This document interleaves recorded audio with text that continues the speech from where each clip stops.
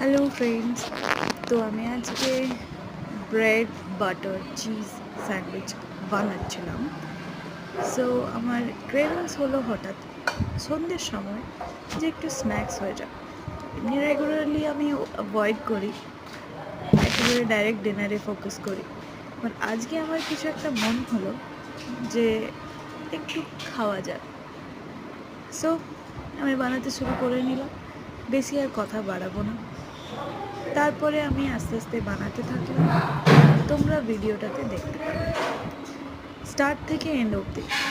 আর আজকে আমার পুচকু তার খামের সাথে একটু খেলু খেলু করছিল, তো আমি একটু তার মাঝে টাইম পেয়ে গেলাম অ্যান্ড আমি বানিয়ে নিলাম আমার সন্ধ্যের স্ন্যাক, যেটা আমি খেলাম আর নিজের মনকে সন্তুষ্ট করলাম।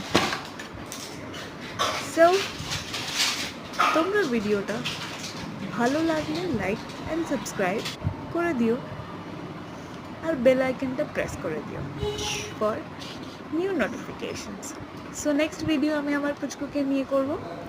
তোমরা এভাবেই সাপোর্ট করো আর প্লিজ ভিউজ বাড়াও অ্যান্ড সাবস্ক্রাইবার বাড়াও। Thank you and tata.